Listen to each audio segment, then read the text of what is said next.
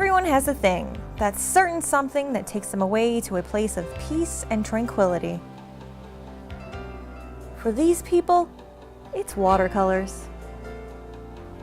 Picasso, Rembrandt, Michelangelo, most people know the names in at least one of their works. The following artists' work don't hang in the Smithsonian or even the DIA, and unless you live nearby, you've probably never heard their names. But every now and then, they get together and, like their more famous brethren, put brush to paint and paint to canvas and create.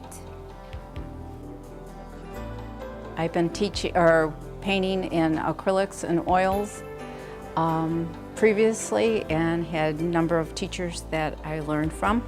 And I came across this wonderful watercolor teacher in Evansville, Indiana, and she introduced me to watercolor, and I have been going with that ever since, and I love it.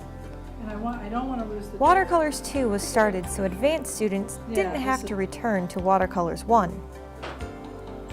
Even though many came from the beginner's class, they are painters in their own right, which explains why Sharon Dillenbach says it's not a student-teacher relationship, but a collaborative. It's time to get together and paint. It's not necessarily me teaching them what to do. It's a collaborative effort, just between looking at each other's work, showing each other techniques, and then I just coordinate it. In advance, Sharon presents themes and ideas and steps out of the way.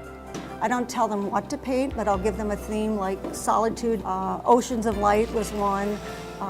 Edges, the black and white of it.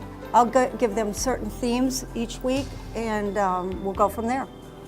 As with most collectives, it's not just the task at hand, but the gathering of like minds.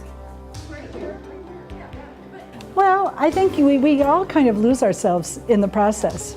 You'll find that we'll talk when we first get here, we'll share ideas, and then there'll be long periods of silence. We get so kind of into the process, and it is a lot about the process, about building textures, building layers, building colors, putting more on, and then every once in a while I'll say, can you tell me what I should do here? And we'll ask the opinion of others. It's a wonderful peer group for that.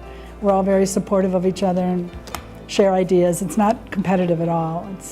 There's a real camaraderie, I think, among most painters, I feel, that I've experienced, because you just love to share your craft and you love to get better at it, and everybody's got a different idea.